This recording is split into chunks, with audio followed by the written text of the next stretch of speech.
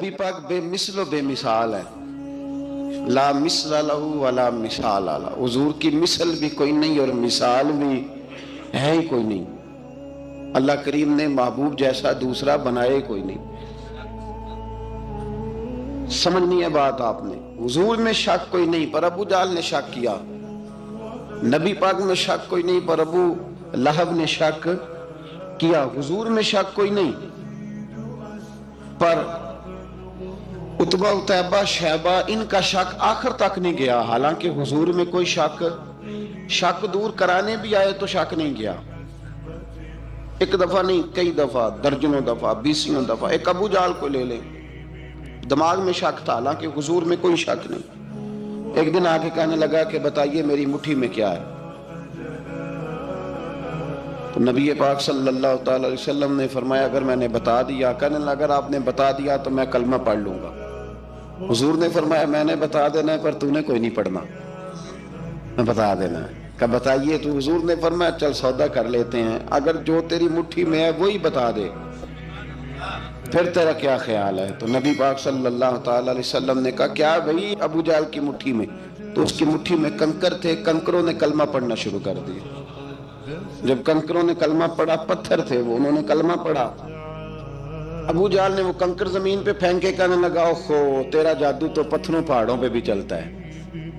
اب جملہ کہنے لگا ہوں سمجھ لینا، ابو جہل گوشت کا آدمی تھا، کنکر پتھر تھے، پتھر کلمہ پڑھ گئے، گوشت پوشت کا آدمی تھا پر کلمہ، کیونکہ یہاں کیا تھا؟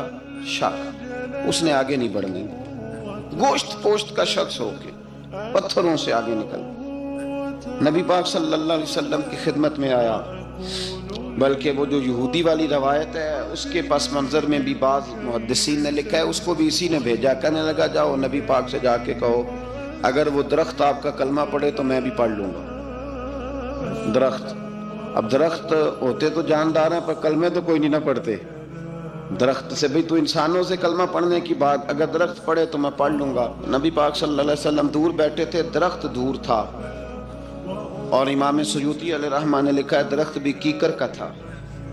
نبی پاک صلی اللہ علیہ وسلم نے فرمایا اس یہودی سے کہ تو جا کے درخت کو کہہ کہ تجھے نبی پاک بلاتے ہیں، فرمایا میں گیا تو پھر تم نے کہنا جادو کر کے بلایا ہے۔ احتیاط بھی کی، ہر چیز آنکھوں کے سامنے رکھی، تو جا کے کہہ کہ تجھے بلاتے ہیں۔ وہ بندہ گیا، جا کے کہنے لگا، اور امام سیوطی نے اس کو لکھا ہے، کہنے لگے اس نے نبی پاک کا نام بھی نہیں لیا، کیونکہ ابو جہل اینڈ کمپنی کو پتا تھا کہ مصطفیٰ کے نام میں بھی بڑی برکت، خالی نام بھی نہیں لیا، کہنے لگا درخت وہ جو سامنے بیٹھے ہیں نا وہ تجھے بلا رہے، نام نہیں لیا حضور کا، وہ جو سامنے بیٹھے ہیں نا، جاءت لدعوتہ الاشجار ساجدۃ، امام بوصیری کہتے ہیں درخت آیا اور سجدہ کرتا ہوا، زمین چیرتا ہوا آیا۔ کس طرح آیا؟ پہلے آگے جھکا، پھر پیچھے جھکا، دائیں جھکا، بائیں جھکا۔ یہاں بھی لکھنے والوں نے لکھا ہے کہ وہ نہ درخت اپنی جڑیں اکھیڑ رہا تھا، جب چلنا تھا نا اس نے حضور کی طرف آنا تھا تو آگے دائیں بائیں ہوا، جڑیں اکھیڑ رہا تھا۔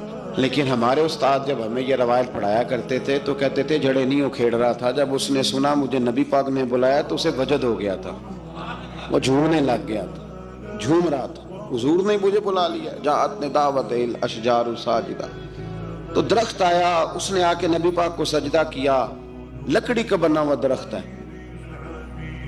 سجدہ کیا، سجدہ کرنے کے بعد درخت اٹھا اور اٹھ کے اس نے نبی پاک کا کلمہ پڑھا۔ وہ جس کو ابو جہل نے بھیجا تھا نا یہودی، وہ درخت کی حالت دیکھ کے کلمہ پڑھ گیا، وہ کلمہ پڑھ گیا، لیکن یہی بے ایمان کہنے لگا ہوئے ہوئے ان کا تو درختوں پہ بھی جادو چلتا ہے۔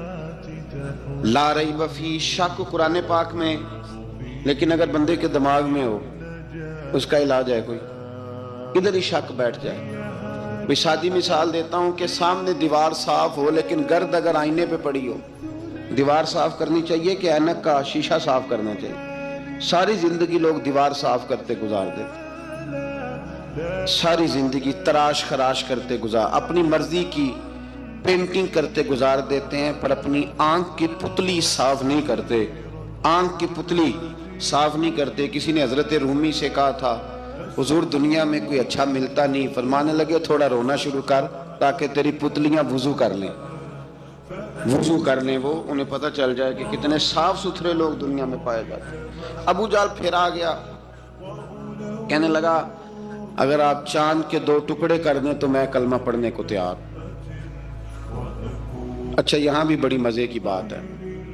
अल्लाह ने पहले कह दिया नबी पाक को कि इन्नल्लज़ीना कफ़रू सवाउन अलैहिम आ अनज़रतहुम अम लम तुनज़िरहुम ला युमिनून।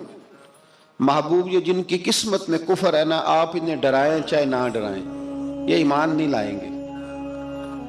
कंकरों ने भी कलमा पढ़ लिया, दरख्तों ने भी पढ़ लिया, सारा कुछ हो गया, और अल्लाह ने भी कह दिया कि महबूब इस बेईमान ने कलमा नहीं पढ़ना। पर हुजूर ने फरमाया ये पढ़े ना पढ़े हमने मैदान नहीं छोड़ना, जितनी दफा आएगा ना हम इसे जरूर मौजज़ा दिखाएंगे, जितनी दफा आएगा हम क्यों मैदान छोड़। आगे कहने लगा जी अगर चांद के 2 टुकड़े कर दे तो इक़्तरबत इस्साअतु वंशक्कल कमर। तो नबी पाक सल्लल्लाहु अलैहि वसल्लम ने उंगली का इशारा किया, चांद 2 हिस्सों में बटा।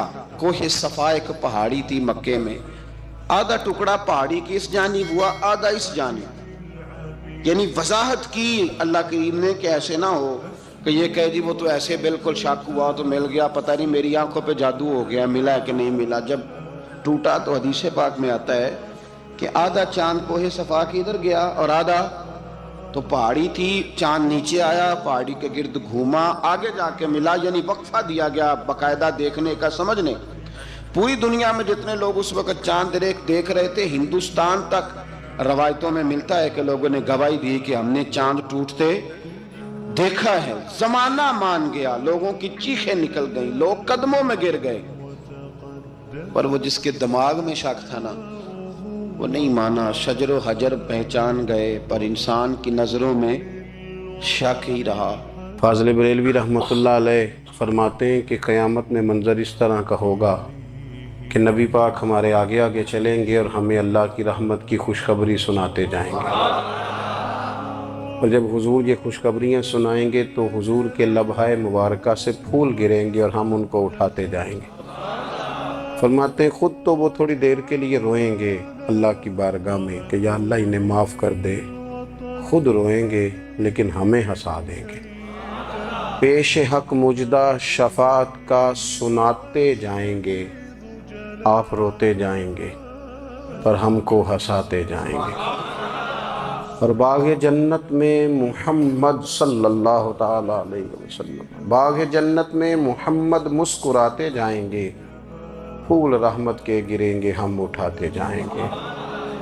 हश्र तक डालेंगे हम पैदाइश मौला की धूम, और मिस्ल फारिस नजद के किले गिराते जाएंगे। और क्या ज़ौक़ बयान किया, फरमाने लगे खाक हो जाएं अदुव जल कर मगर हम तो रज़ा, दम में जब तक दम है ज़िक्र उनका सुनाते जाएं। जब तक सांसों की डोरी चल रही है, दम में जब तक दम है ज़िक्र उनका सुनाते जाएंगे। अल्लाह तबारक व तआला ने ना हमारे महबूब करीम अलैहिस्सलाम को दुनिया में भेजा तो फरमाया या अय्युहन्नासु कद जाकुम बुरहानुम मिर रब्बिकुम, ऐ लोगो तुम्हारे पास तुम्हारे रब की दलील आ गई है।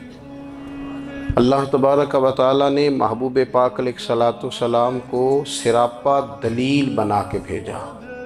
बाकी अंबिया किराम अलैहिमुस्सलाम के पास भी अपनी नबुव्वत के दलाइल के तौर पर बेशुमार मोजज़ात थे, और हुजूर करीम अलैहिस्सलाम के तो पूरे वजूद को ही अल्लाह ने मोजज़ा बनाया। और नबी पाक सल्लल्लाहु ताला अलैहि वसल्लम की नबुव्वत की दलीलें, हुजूर के रिसालत के मुस्तहकम दलाइल जगह जगह आपको मिलेंगे। सबसे पहली चीज़ तो ये समझने वाली है कि नबी पाक अलैहिस्सलाम ने जिस चीज़ को सबसे पहले अपनी नबुव्वत की दलील के तौर पर बयान फरमाया वो हुजूर का किरदार है, सीरत है, अमल है, हुजूर का लोगों के साथ रवैया है। नबी पाक अलैहिस्सलाम की तबलीग के 3 दौर हैं। एक तो हुजूर ने अपने कौल से तबलीग फरमाई है, वो 40 साल की उम्र से महबूब ने ऐलान फरमाया और तबलीग की।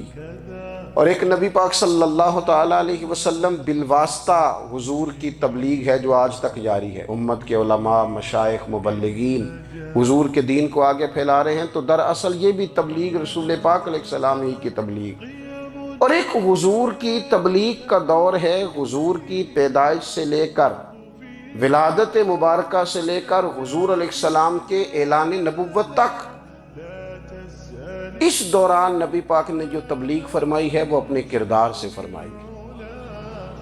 عرب کا وہ معاشرہ جو بڑا میلا کچیلا گدلا ہو چکا تھا، جس کے اندر سراسر مادہ پرستی کا زور تھا، جس کے اندر لوگ انسانوں کی خرید و فروخت کرتے تھے، جس کے اندر بیٹیوں کو زندہ دفن کر دیتے تھے، جس کے اندر جو آدمی جتنا زیادہ مضبوط ہوتا تھا اتنا زیادہ لٹیرا بن جاتا تھا، اس معاشرے کے اندر رسول کریم علیہ السلام نے 40 سال گزارے، اور اس طرح گزارے کہ جو بیگانے بھی تھے وہ بھی کہا کرتے تھے یہ صادق ہیں، یہ امین ہیں۔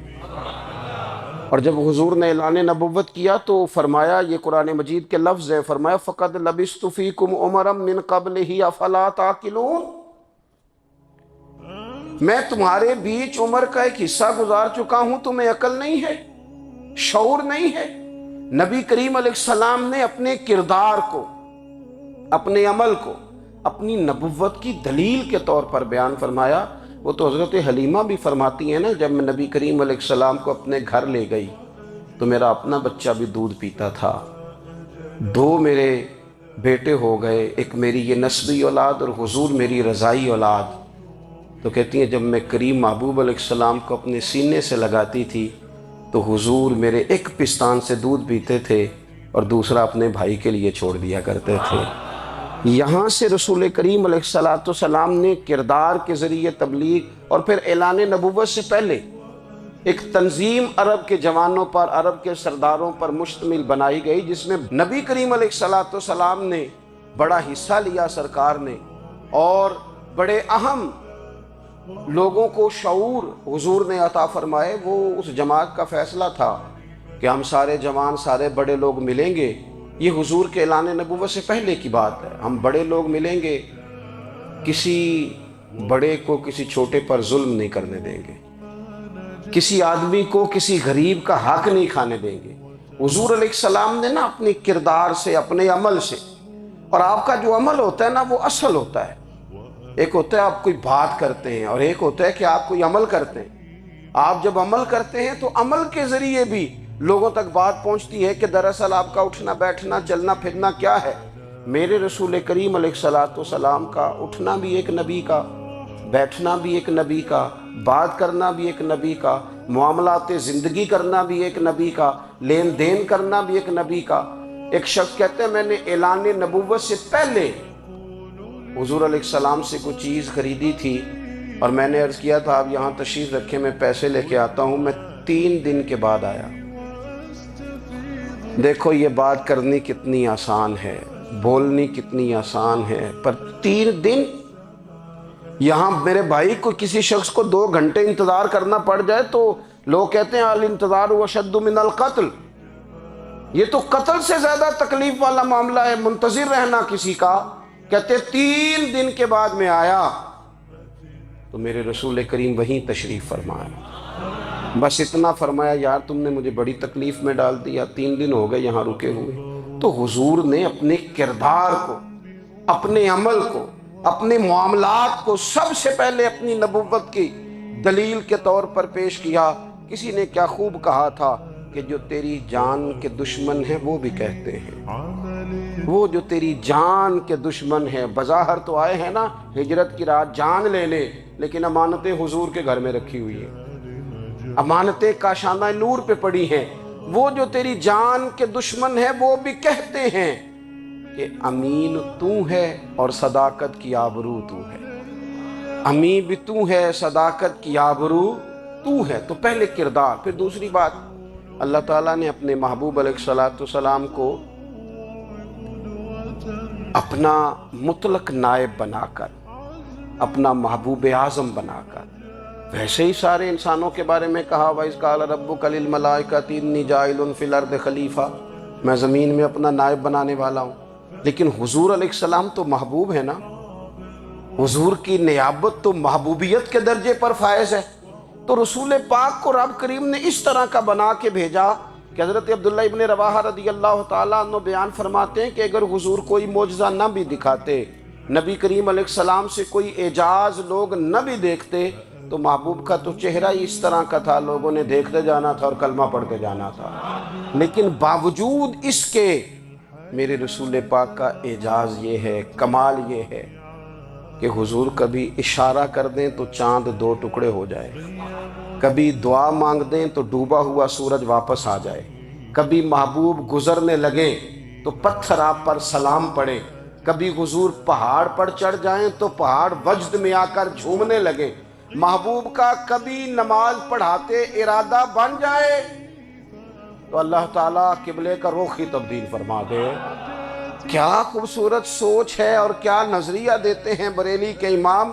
फरमाते हैं इजाबत का जोड़ा, इनायत का सेहरा, दुल्हन बन के निकली दुआए मोहम्मद, और इजाबत ने झुक कर गले से लगाया बड़ी नाज से जब दुआए मोहम्मद।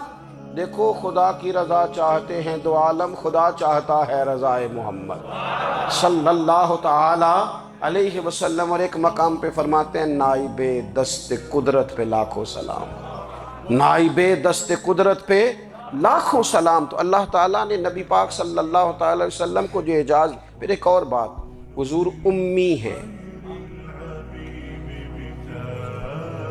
दुनिया में आकर महबूब ने किसी से पढ़ा ही नहीं। मेरे महबूब ने जितना पढ़ा है रब करीम से ही पढ़ा है। अर्रहमान वल्लमल कुरान खलकल इंसान, रहमान ने कुरान सिखाया फिर इंसान बनाया। अल्लाह तबारक व तआला की बारगाह करम से हुजूर ने लिया। रसूल करीम उम्मी हैं, ये भी हुजूर की नबुव्वत पर एक बड़ी दलील। देखो एक होता है कोई आदमी बचपन से ही किसी चीज से शगफ रखे और जब उसकी उम्र बड़ी हो जाए तो कहते हैं इसका तजर्बा बड़ा हो गया है।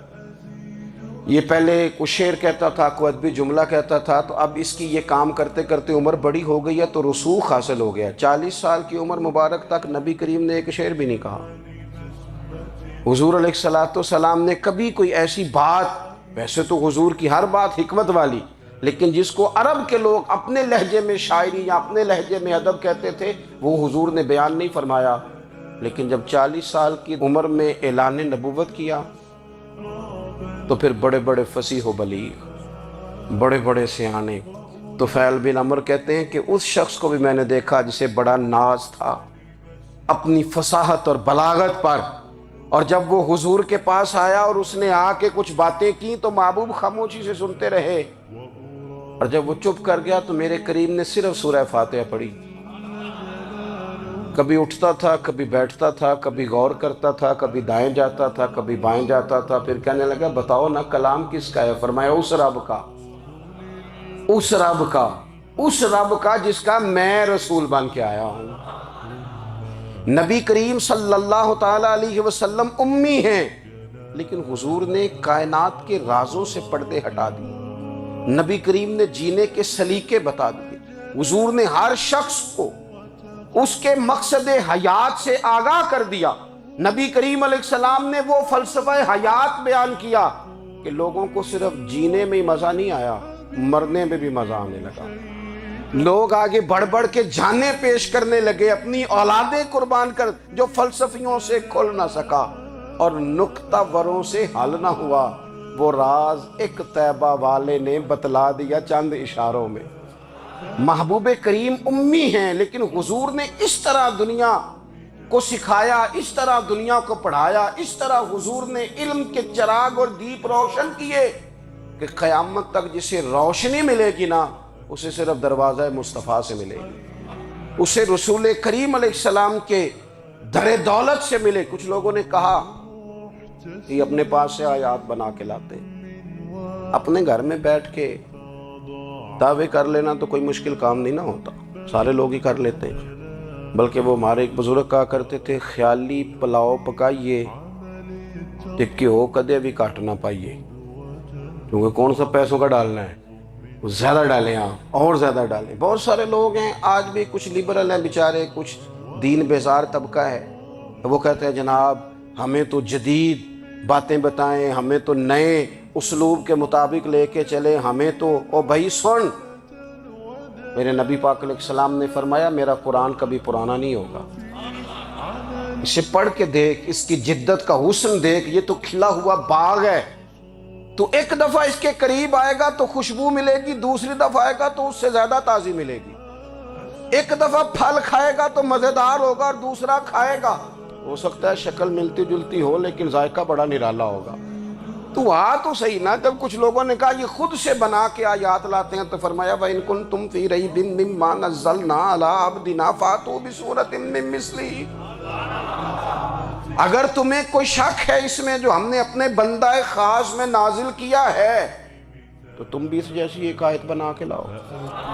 اور چلو چیلنج کھلا ہی دے دیا، فرما وَادْعُوا شُهَدَاءَكُم مِّن دُونِ اللَّهِ، اللہ اور اللہ والوں کو چھوڑ دو، تفسیری ترجمہ عرض کر رہا ہوں، یعنی صحابہ کو چھوڑ دو، حضور کے ماننے والوں کو چھوڑ دو، باقی ساری دنیا کے کافر کٹھے ہو جاؤ، ایک آیت بس قرآن جیسی لے کے آؤ، ایک آیت لے کے آؤ، ان کنتم صادقین، اگر تم سچے ہو۔ جوانوں سنو،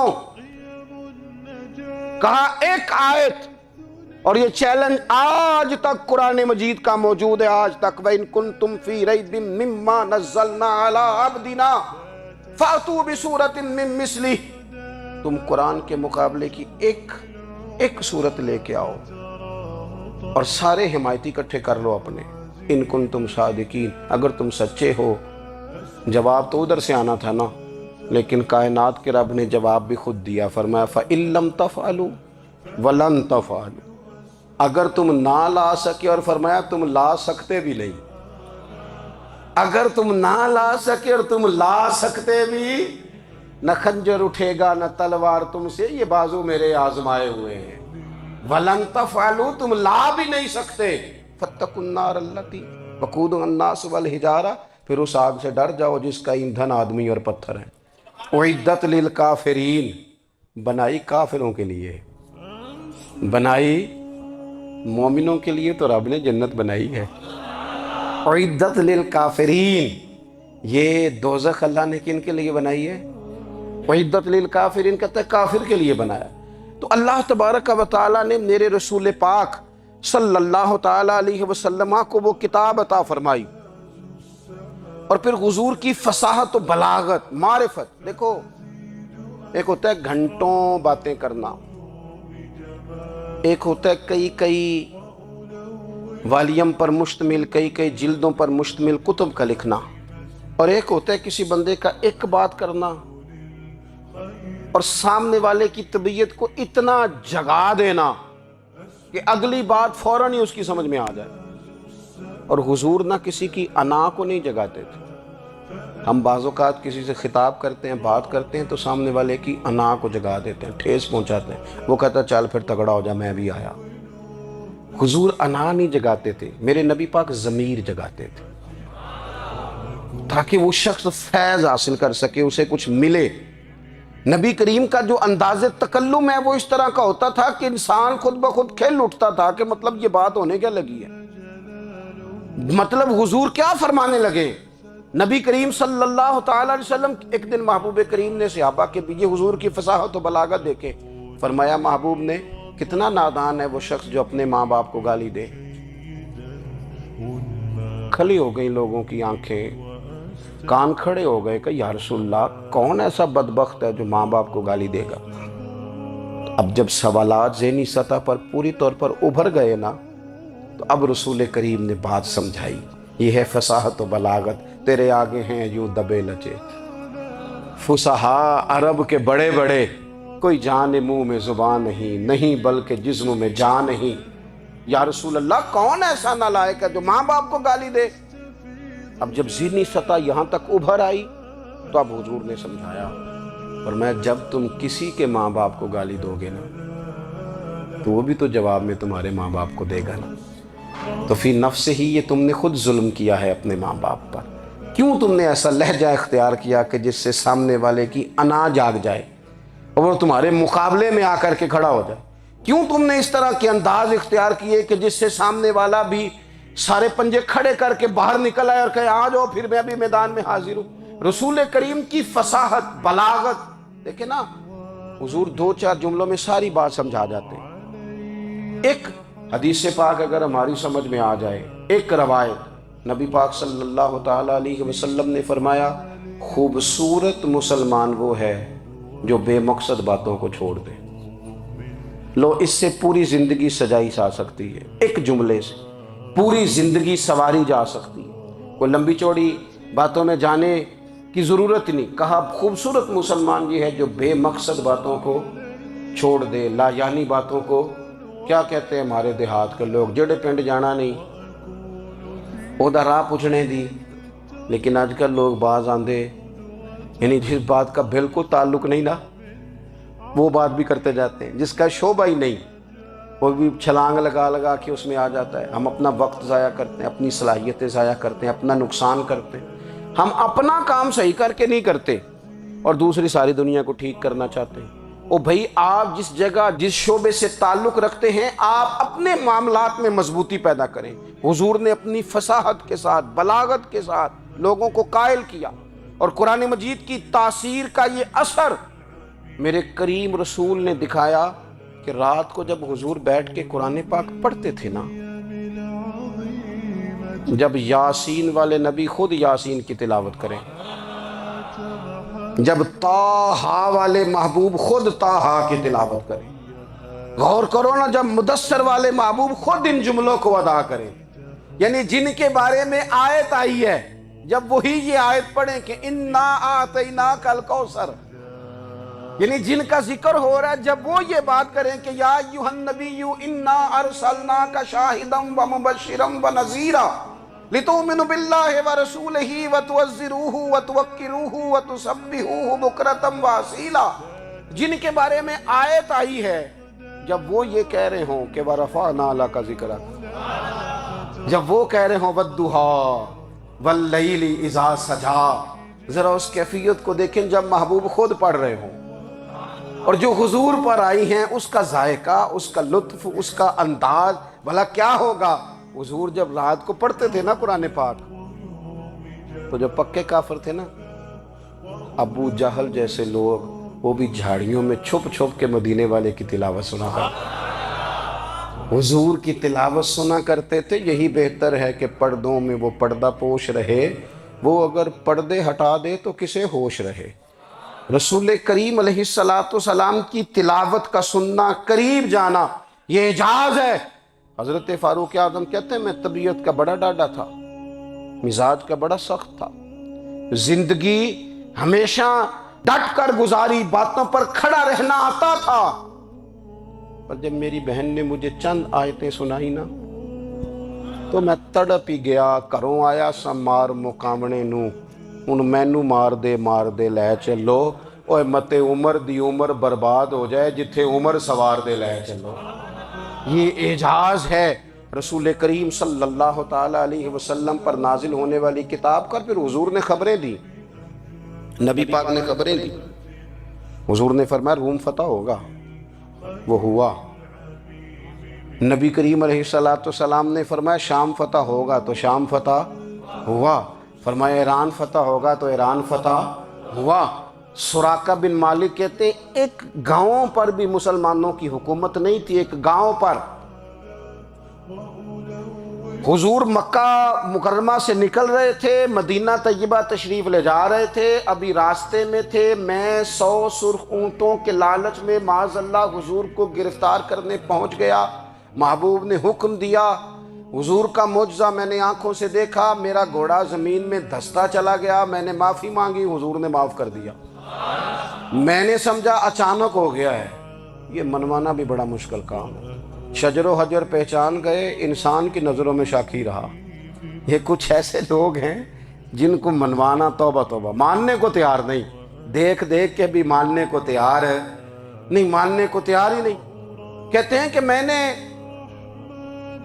پھر چاہا آگے بڑھنا تو پھر زمین کے اندر میرے گھوڑے کے پیر دھنسنے لگے، پھر معافی مانگی۔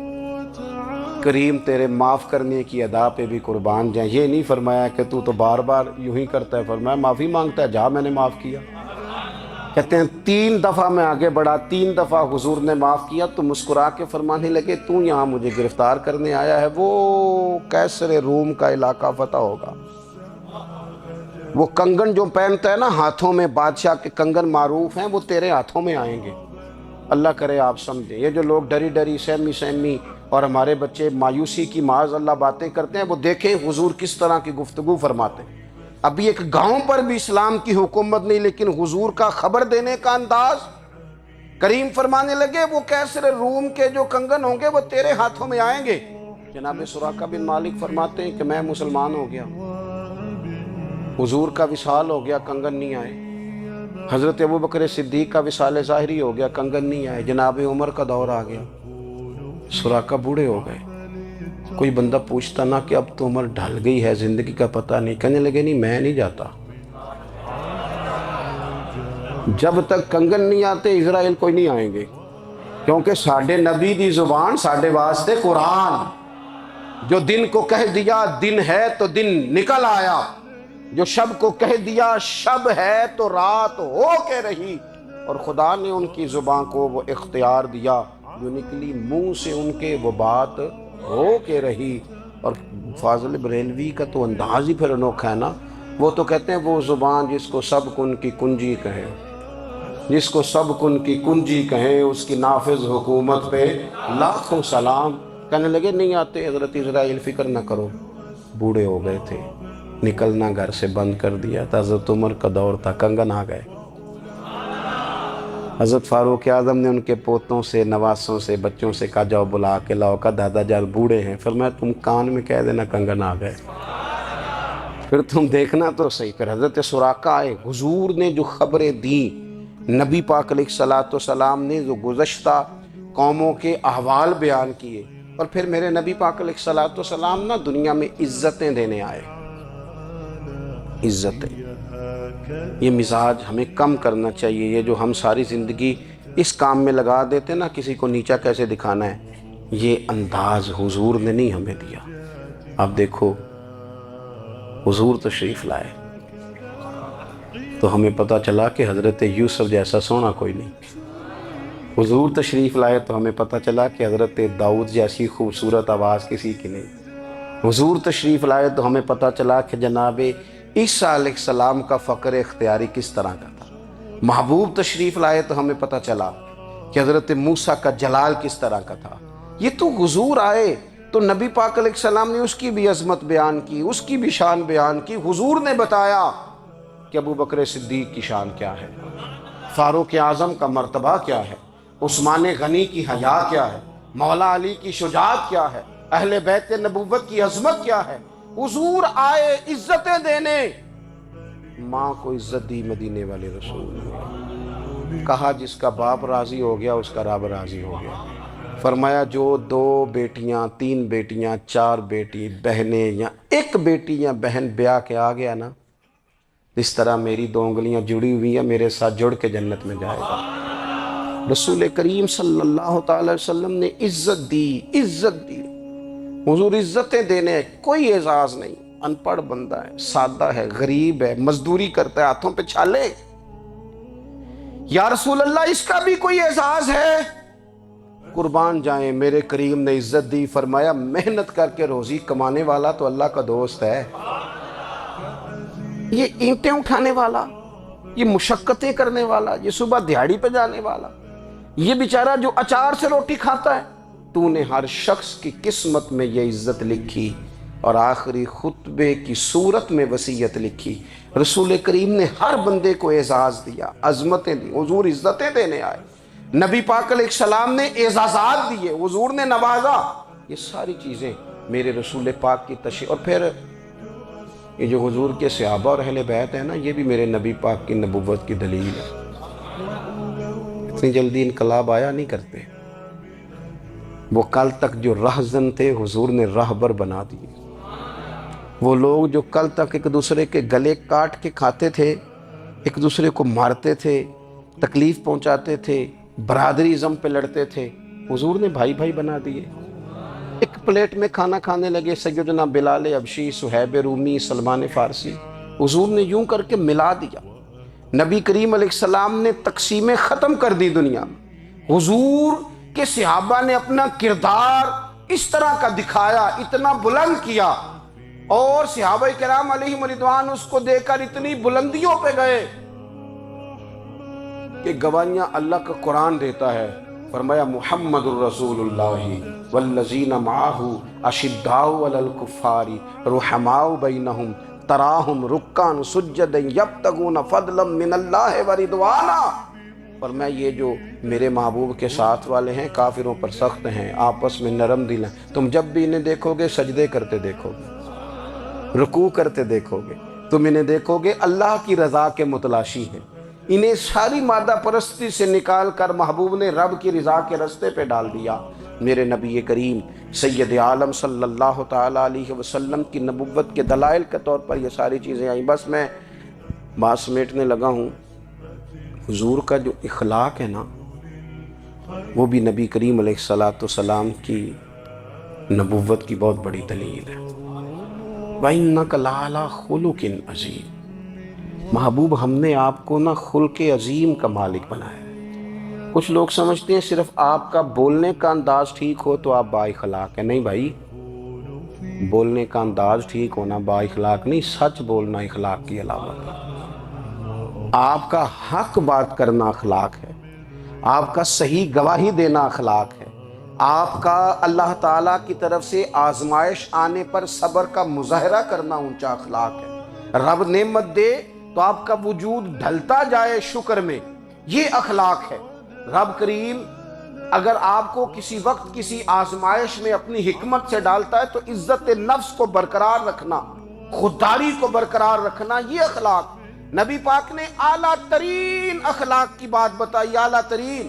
حضور نے لوگوں سے بیعت لیتے وقت کہا تھا میرے ہاتھ پر بیعت کرو، چوری نہیں کرو گے۔ نبی پاک علیہ السلام نے مختلف امور پر بیعت لی۔ حضرت حکیم بن حزام کہتے ہیں حضور نے میرے ہاتھ پہ ہاتھ رکھ کے کہا میرے ہاتھ پہ ہاتھ رکھ کے بیعت کرو کہ کسی دنیا دار سے سوال نہیں کرو گے، خودداری سے زندگی گزارو گے، عزت نفس سے، جو رب نے تمہیں دیا ہے تم اس پر راضی رہو گے۔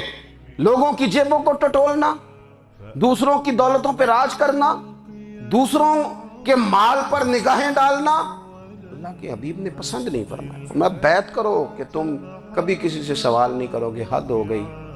نبھانے والوں نے پھر اس عہد کو نبھایا اور کمال کر دی۔ حضرت حکیم بن حزام گھوڑے پہ بیٹھے تھے، ہاتھ میں درہ تھا، وہ زمین پہ گر گیا، قریب غلام کھڑا تھا۔ حضرت حکیم بن حزام خود گھوڑے سے اترے، درہ اٹھایا، دوبارہ گھوڑے پہ بیٹھے۔ غلام عرض کرنے لگا حضور مجھے بتا دیتے، میں اٹھا کے دے دیتا۔ آنکھیں چمک اٹھیں، فرمانے لگے کیسے بتا دیتا؟ اپنے رسول سے وعدہ کیا ہے کبھی کسی سے سوال نہیں کروں گا، کبھی سوال نہیں کروں گا۔ اللہ کے محبوب نے ہمیں اعلیٰ اخلاقی قدروں کی بات ہمیں سکھائی ہے۔ ہم دیکھتے ہیں کہ بڑی جلدی 2 4 5 لوگوں کے غصہ دلانے پر ہم ساری اخلاقی حدوں کو کراس کر جاتے ہیں۔ دوستو، ہمارا ایک ویژن ہونا چاہیے، ہمارے ذاتی رویے بڑے معتبر ہونے چاہیے۔ لین دین کے معاملات کے اندر مسلمانوں کو بڑا صاف ستھرا ہونا چاہیے۔ ہمیں اپنی معاشی زندگی میں روزمرہ کے معاملات میں ہماری توجہات کا مرکز صرف اللہ رسول کی ذات ہونی چاہیے۔ رب کریم نے اپنی حکمت سے کسی کو کتنا دیا ہے یہ اس کی حکمت کے تقاضے ہیں۔ ہمیں اس نے جس رنگ میں جس حال میں رکھا ہے ہمیں اپنے رب کی رضا پر بہت زیادہ مطمئن ہونا چاہیے۔ اچھا، پھر ایک اور بات، جن چیزوں کو ہم نے دکھ بنایا ہے نا، یہ تو وہاں دکھ تھا ہی نہیں۔ مہینہ مہینہ چولہا نہیں جلا، لیکن کسی جگہ اظہار غربت ہے حضور کی اولاد پاک کا یا صحاب کا یا ازواج کا۔ مہینہ مہینہ چولہا نہیں جلا، لیکن یہ اخلاق عالیہ کا حسن دیکھو۔ اپنے گھر مہینہ مہینہ چولہا نہیں جلا، جو مانگنے آیا اسے جھولی بھر کے عطا فرمایا، کوئی دروازے سے خالی نہیں گیا۔ عزیز بھائی، اگر زندگی میں اخلاقی قدریں ہم اپنا لیں اور ہم تھوڑا تھوڑا کر کے اپنے آپ کو تبدیل کریں، ساری زندگی توجہ رہی کہ فلاں کیا کر رہا ہے، فلاں کیا کر رہا ہے، تھوڑا سا گردن کو جھکا کے اپنے اوپر توجہ ڈالیں، اپنے آپ کو وقت دیں۔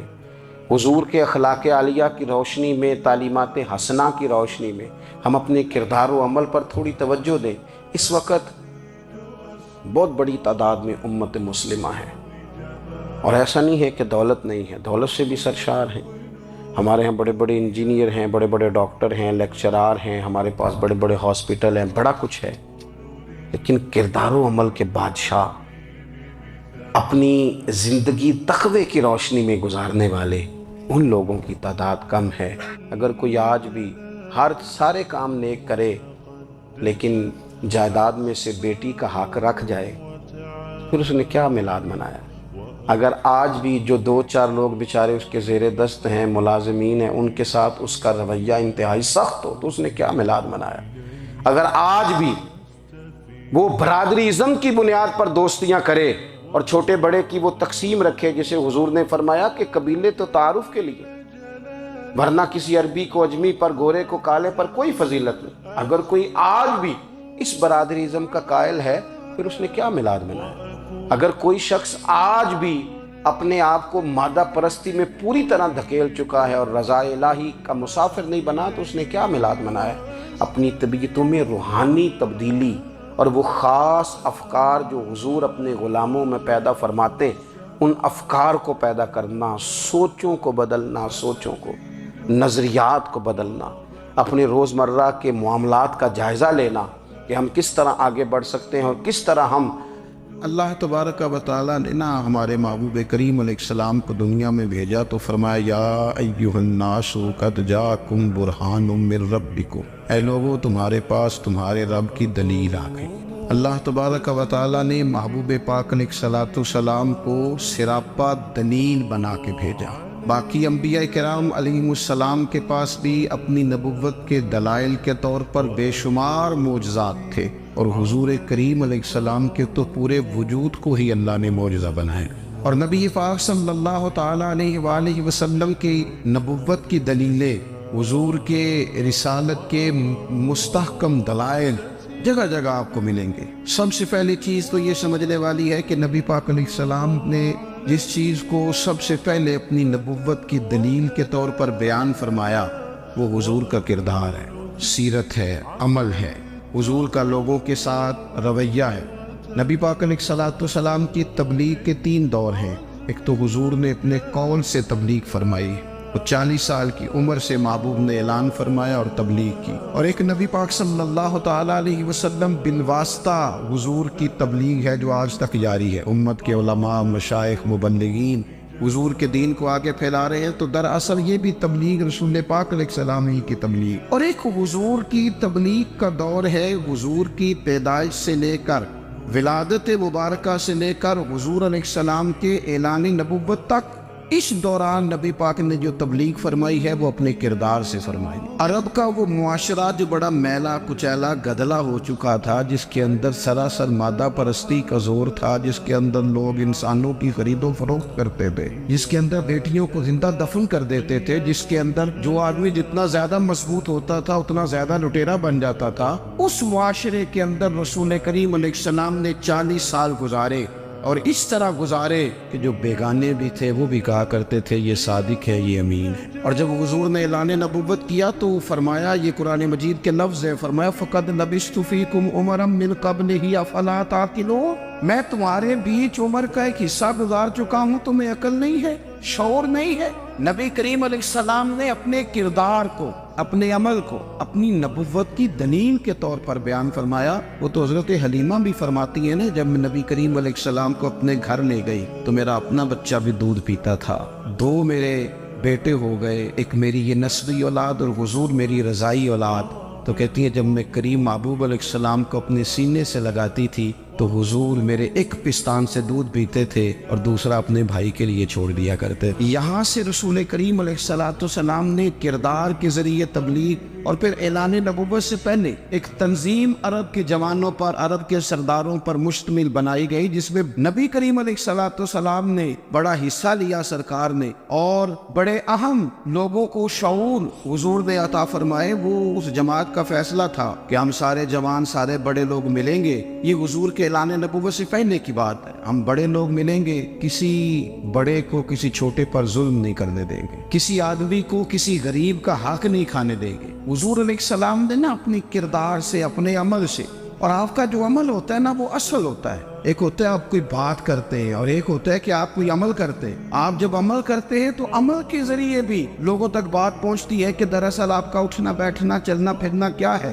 میرے رسول کریم علیہ الصلوۃ والسلام کا اٹھنا بھی ایک نبی کا، بیٹھنا بھی ایک نبی کا، بات کرنا بھی ایک نبی کا، معاملات زندگی کرنا بھی ایک نبی کا، لین دین کرنا بھی ایک نبی کا. ایک شخص کہتے ہیں میں نے اعلان نبوت سے پہلے حضور علیہ السلام سے کوئی چیز خریدی تھی اور میں نے عرض کیا تھا آپ یہاں تشریف رکھے میں پیسے لے کے آتا ہوں. میں 3 دن کے بعد آیا.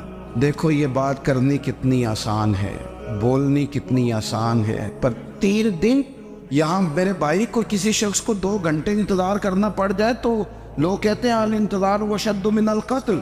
یہ تو قتل سے زیادہ تکلیف والا معاملہ ہے منتظر رہنا کسی کا. کہتے 3 دن کے بعد میں آیا تو میرے رسول کریم وہیں تشریف فرمایا. بس اتنا فرمایا یار تم نے مجھے بڑی تکلیف میں ڈال دیا، 3 دن ہو گئے یہاں رکے ہوئے. تو حضور نے اپنے کردار کو، اپنے عمل کو، اپنے معاملات کو سب سے پہلے اپنی نبوت کی دلیل کے طور پر پیش کیا. اسی لیے کیا خوب کہا تھا کہ جو تیری جان کے دشمن ہے وہ بھی کہتے ہیں. بظاہر تو آئے ہیں نا ہجرت کی رات جان لینے، لیکن امانتیں حضور کے گھر میں رکھی ہوئی ہیں، امانتیں کاشانہ نور پہ پڑی ہے. وہ جو تیری جان کے دشمن ہے وہ بھی کہتے ہیں کہ امین تو ہے اور صداقت کی آبرو تو ہے. تو پہلے کردار. پھر دوسری بات، اللہ تعالیٰ نے اپنے محبوب علیہ الصلوۃ والسلام کو اپنا مطلق نائب بنا کر، اپنا محبوب اعظم بنا کر، ویسے ہی سارے انسانوں کے بارے میں کہا وَإِذْ قَالَ رَبُّكَ لِلْمَلَائِكَةِ إِنِّي جَاعِلٌ فِي الْأَرْضِ خَلِيفَةً، میں زمین میں اپنا نائب بنانے والا ہوں. لیکن حضور علیہ السلام تو محبوب ہے نا، حضور کی نیابت تو محبوبیت کے درجے پر فائز ہے.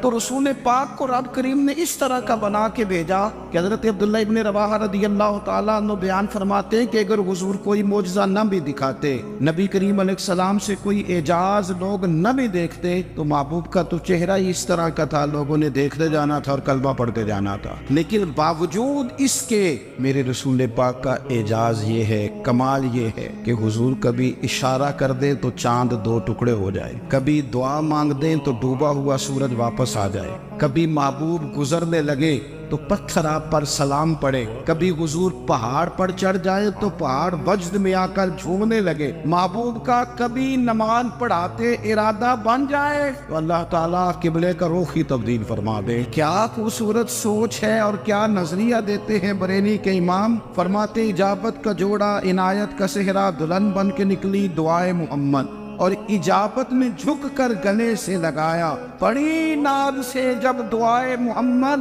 دیکھو خدا کی رضا چاہتے ہیں، دو عالم خدا چاہتا ہے رضائے محمد صلی اللہ تعالی علیہ وسلم. اور ایک مقام پہ فرماتے ہیں نائب دست قدرت پہ لاکھوں سلام، نائب دست قدرت پہ لاکھوں سلام. تو اللہ تعالیٰ نے نبی پاک صلی اللہ تعالی علیہ وسلم کو جو اعجاز. پھر ایک اور بات، حضور امی ہے.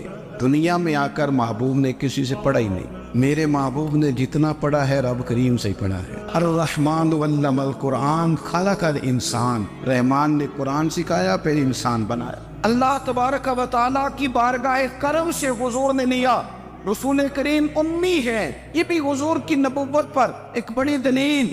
دیکھو ایک ہوتا ہے کوئی آدمی بچپن سے کسی چیز سے شغف رکھے اور جب اس کی عمر بڑی ہو جائے تو کہتے ہیں اس کا تجربہ بڑا ہو گیا. یہ پہلے کچھ شعر کہتا تھا، کوئی ادبی جملہ کہتا تھا، تو اب اس کی یہ کام کرتے کرتے عمر بڑی ہو گئی ہے تو رسوخ حاصل ہو گیا. 40 سال کی عمر مبارک تک نبی کریم نے ایک شعر بھی نہیں کہا. حضور علیہ الصلوۃ والسلام نے کبھی کوئی ایسی بات، ویسے تو حضور کی ہر بات حکمت والی، لیکن جس کو عرب کے لوگ اپنے لہجے میں شاعری یا اپنے لہجے میں ادب کہتے تھے، وہ حضور نے بیان نہیں فرمایا. لیکن جب 40 سال کی عمر میں اعلان نبوت کیا تو پھر بڑے بڑے فصیح و بلیغ، بڑے بڑے سیانے طفیل بن عمر کہتے ہیں کہ اس شخص کو بھی میں نے دیکھا جسے بڑا ناز تھا اپنی فصاحت اور بلاغت پر. اور جب وہ حضور کے پاس آیا اور اس نے آ کے کچھ باتیں کی تو محبوب خاموشی سے سنتے رہے. اور جب وہ چپ کر گیا تو میرے کریم نے صرف سورہ فاتحہ پڑھی. کبھی اٹھتا تھا، کبھی بیٹھتا تھا، کبھی غور کرتا تھا، کبھی دائیں جاتا تھا، کبھی بائیں جاتا تھا. پھر کہنے لگا بتاؤ نا کلام کس کا ہے؟ فرمایا اس رب کا، اس رب کا، اس رب کا جس کا میں رسول بن کے آیا ہوں. نبی کریم صلی اللہ تعالی علیہ وسلم امی ہے، لیکن حضور نے کائنات کے رازوں سے پردے ہٹا دیے. نبی کریم نے جینے کے سلیقے بتا دیے. हुजूर ने हर शख्स को उसके मकसद हयात से आगाह कर दिया। नबी करीम अलैहिस्सलाम ने वो फलसफा हयात बयान किया कि लोगों को सिर्फ जीने में ही मजा नहीं आया, मरने में भी मजा आने लगा। लोग आगे बढ़ बढ़ के जानें पेश करने लगे, अपनी औलादें कुर्बान कर, जो फलसफियों से खुल ना सका और नुक्ता बरों से हल ना हुआ, वो राज एक तैबा वाले ने बतला दिया चंद इशारों में। महबूब करीम उम्मी है, लेकिन हुजूर ने इस तरह दुनिया को सिखाया, इस तरह दुनिया को पढ़ाया, इस तरह हुजूर ने इल्म के चिराग और दीप रोशन किए कि क़यामत तक जिसे रोशनी मिलेगी ना, उसे सिर्फ दरवाज़ा मुस्तफ़ा से मिलेगी, उसे रसूल करीम अलैहिस्सलाम के दरे दौलत से मिले। कुछ लोगों ने कहा कि अपने पास से आयात बना के लाते, अपने घर में बैठ के दावे कर लेना तो कोई मुश्किल काम नहीं ना होता, सारे लोग ही कर लेते। बल्कि वो हमारे एक बुजुर्ग कहा करते थे, ख्याली पुलाव पकाइए कि वो कदे भी काट ना पाइए, क्योंकि कौन सा पैसों का डालना है, ज्यादा डाले हम और ज्यादा डाले। बहुत सारे लोग हैं आज भी, कुछ लिबरल है बेचारे, कुछ दीन बेजार तबका है, वो कहते हैं जनाब हमें तो जदीद बातें बताएं, हमें तो नए उसलूब के मुताबिक लेके चले, हमें तो ओ भाई सुन, मेरे नबी पाक अलैहिस्सलाम ने फरमाया मेरा कुरान कभी पुराना नहीं हो, इसे पढ़ के देख, इसकी जिद्दत का हुस्न देख, ये तो खिला हुआ बाग है, तो एक दफा इसके करीब आएगा तो खुशबू मिलेगी, दूसरी दफा आएगा तो उससे ज्यादा ताज़ी मिलेगी, एक दफा फल खाएगा तो मजेदार होगा, दूसरा खाएगा हो सकता है शक्ल मिलती जुलती हो लेकिन जायका बड़ा निराला होगा। तो आ तो सही ना। जब कुछ लोगों ने कहा ये खुद से बना के आयात लाते हैं, तो फरमाया भाई कुंतुम फी रैबिन मिम्मा नज़्ज़लना अला अब्दिना फातू बिसूरत, अगर तुम्हें कोई शक है इसमें जो हमने अपने बंदा खास में नाजिल किया है, तो तुम भी इस जैसी एक आयत बना के लाओ। और चलो चैलेंज खुला दे दिया, फरमा वदउ शुहदाअकुम मिन दूनिल्लाह, अल्लाह और अल्लाह वालों को छोड़ दो, तफसीरी तर्जुमा अर्ज कर रहा हूँ, यानी सहाबा को छोड़ दो, हुजूर के मानने वालों को छोड़ दो, बाकी सारी दुनिया के काफिर इकट्ठे हो जाओ, एक आयत बस कुरान जैसी लेके आओ, एक आयत लेके आओ, इनको तुम सादिकीन, अगर तुम सच्चे हो। जवानों सुनो, कहा एक आयत, और ये चैलेंज आज तक कुरान मजीद का मौजूद है, आज तक। वइन कुंतुम फी रैबिन मिम्मा नज़्ज़लना अला अब्दिना फातू बिसूरतिन मिन मिस्ली, तुम कुरान के मुकाबले की एक सूरत लेके आओ और सारे हिमायती इकट्ठे कर लो अपने। इन कुंतुम सादिकीन, अगर तुम सच्चे हो। जवाब तो उधर से आना था ना, लेकिन कायनात के रब ने जवाब भी खुद दिया, फरमाया फ़इल्लम तफ़अलू वलन तफ़अलू, अगर तुम ना ला सके, और फरमाया तुम ला सकते भी नहीं, न खंजर उठेगा न तलवार तुमसे, ये बाजू मेरे आजमाए हुए, वलन तफ़अलू, तुम ला भी नहीं सकते, फत्तकुन्नार अल्लती वक़ूदुहा अन्नास वल हिजारा, फिर उस आग से डर जाओ जिसका ईंधन आदमी और पत्थर है। उइद्दत लिल काफिरीन, बनाई काफिरों के लिए, मोमिनों के लिए तो रब ने जन्नत बनाई है। उइद्दत लिल काफिरीन, ये दोज़ख अल्लाह ने किन के लिए बनाई है? उइद्दत लिल काफिरीन कहते हैं काफिर के लिए बनाया। तो अल्लाह तबारक व तआला ने मेरे रसूल पाक सल्लल्लाहु तआला अलैहि वसल्लम को वो किताब अता फरमाई, और फिर हुजूर की फसाहत और बलागत, मारिफत। देखो, एक होता है घंटों बातें करना, एक होता है कई कई वालियम पर मुश्तमिल, कई कई जिल्दों पर मुश्तमिल कुतुब का लिखना, और एक होता है किसी बंदे का एक बात करना और सामने वाले की तबीयत को इतना जगा देना कि अगली बात फौरन ही उसकी समझ में आ जाए। और हुजूर ना किसी की अना को नहीं जगाते। हम बाज़-औक़ात किसी से खिताब करते हैं, बात करते हैं, तो सामने वाले की अना को जगा देते हैं, ठेस पहुंचाते हैं, वो कहता चल फिर तगड़ा हो जा, मैं भी आया। हुजूर अना नहीं जगाते थे, मेरे नबी पाक ज़मीर जगाते थे, ताकि वो शख्स फैज़ हासिल कर सके, उसे कुछ मिले। नबी करीम का जो अंदाज़ तकल्लुम है वो इस तरह का होता था कि इंसान खुद ब खुद खिल उठता था कि मतलब ये बात होने क्या लगी है, मतलब हुजूर क्या फरमाने लगे।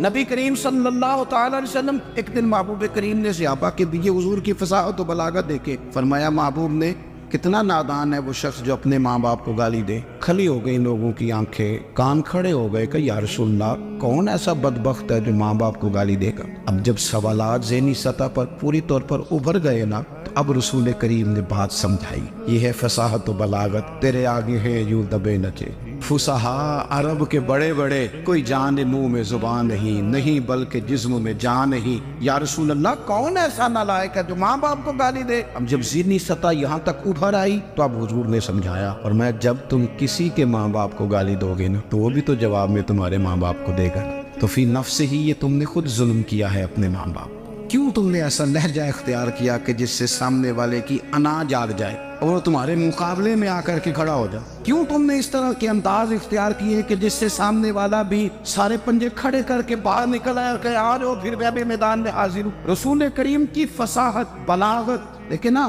حضور 2-4 جملوں میں ساری بات سمجھا جاتے ہیں۔ ایک حدیث پاک اگر ہماری سمجھ میں آ جائے، ایک روایت نبی پاک صلی اللہ تعالی علیہ وسلم نے فرمایا، خوبصورت مسلمان وہ ہے جو بے مقصد باتوں کو چھوڑ دے۔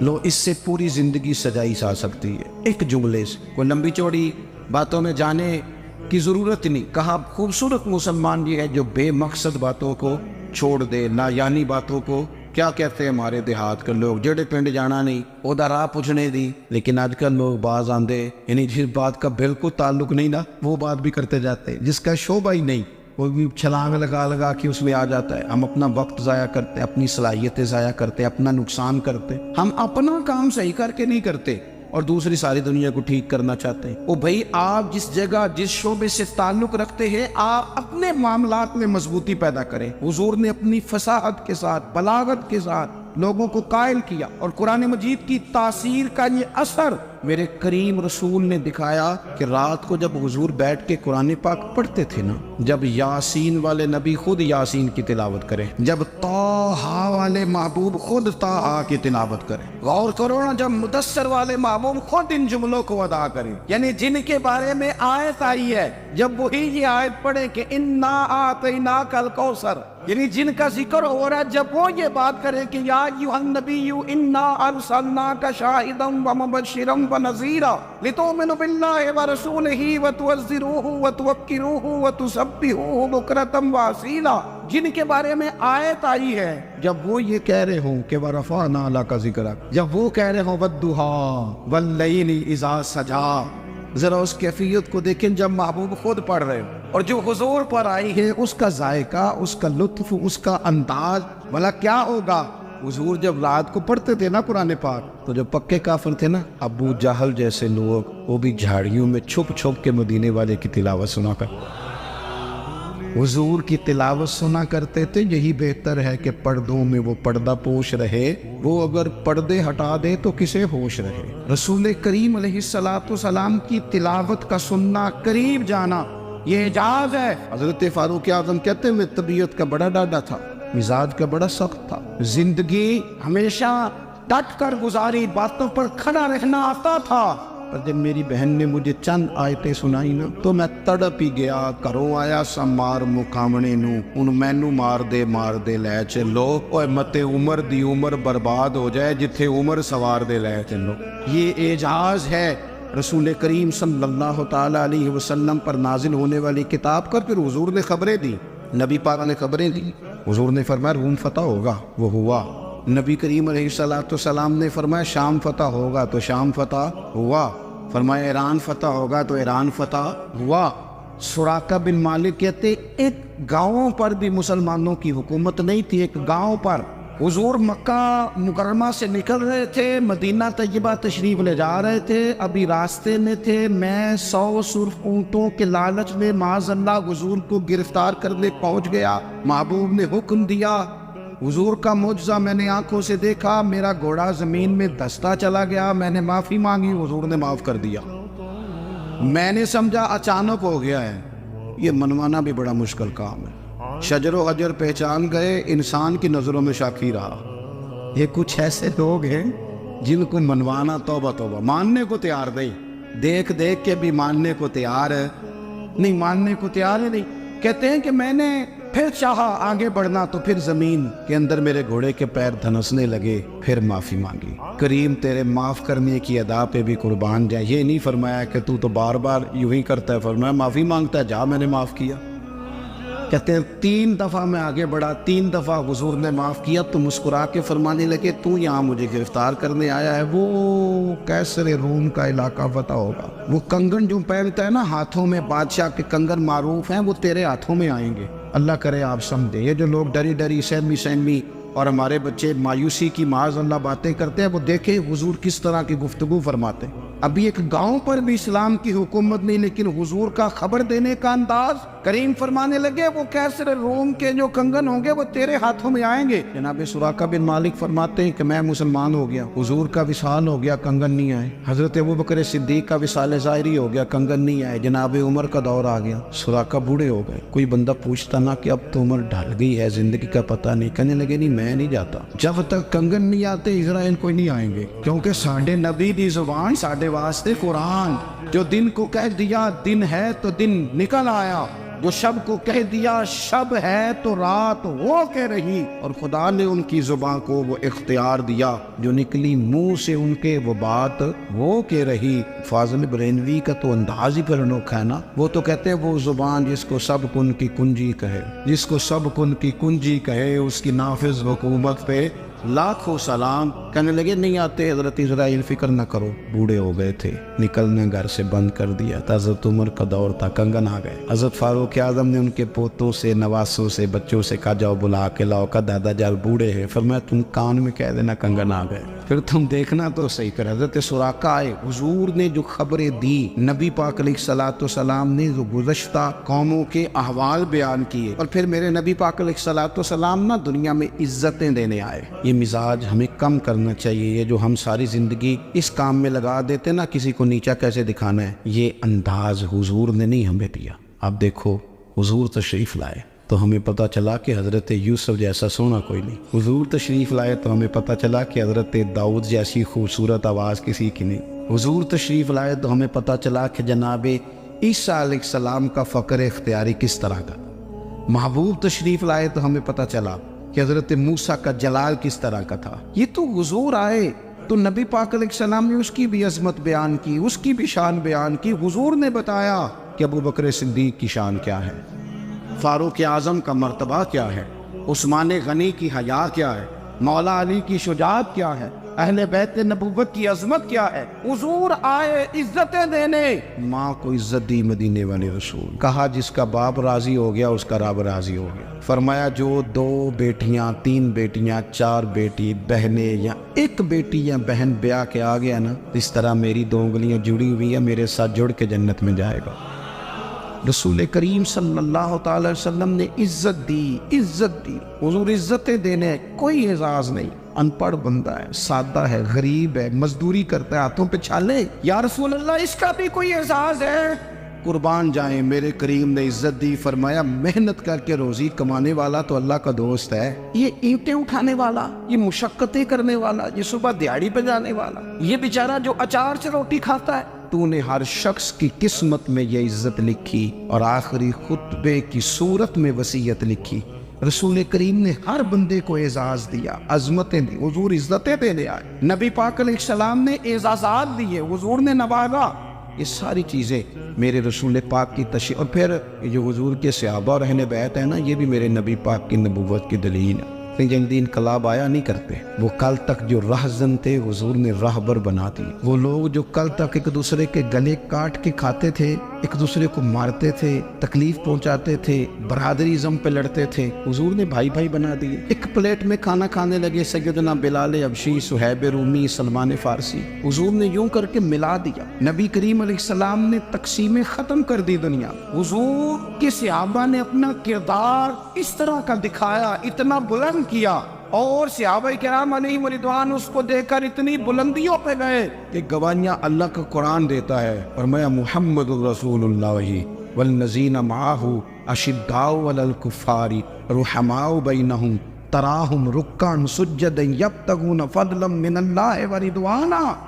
اور میں یہ جو میرے محبوب کے ساتھ والے ہیں کافروں پر سخت ہیں، آپس میں نرم دل ہیں، تم جب بھی انہیں دیکھو گے سجدے کرتے دیکھو، رکوع کرتے دیکھو گے، تم انہیں دیکھو گے اللہ کی رضا کے متلاشی ہیں۔ انہیں ساری مادہ پرستی سے نکال کر محبوب نے رب کی رضا کے رستے پہ ڈال دیا۔ میرے نبی کریم سید عالم صلی اللہ تعالی علیہ وسلم کی نبوت کے دلائل کے طور پر یہ ساری چیزیں آئیں۔ بس میں بات سمیٹنے لگا ہوں۔ حضور کا جو اخلاق ہے نا، وہ بھی نبی کریم علیہ الصلوۃ والسلام کی نبوت کی بہت بڑی دلیل ہے۔ وَإِنَّكَ لَعَلَىٰ خُلُقٍ عَظِيمٍ، محبوب ہم نے آپ کو نا خلق عظیم کا مالک بنایا۔ کچھ لوگ سمجھتے ہیں صرف آپ کا بولنے کا انداز ٹھیک ہو تو آپ با اخلاق ہیں۔ نہیں بھائی، بولنے کا انداز ٹھیک ہونا با اخلاق نہیں، سچ بولنا اخلاق کے علاوہ۔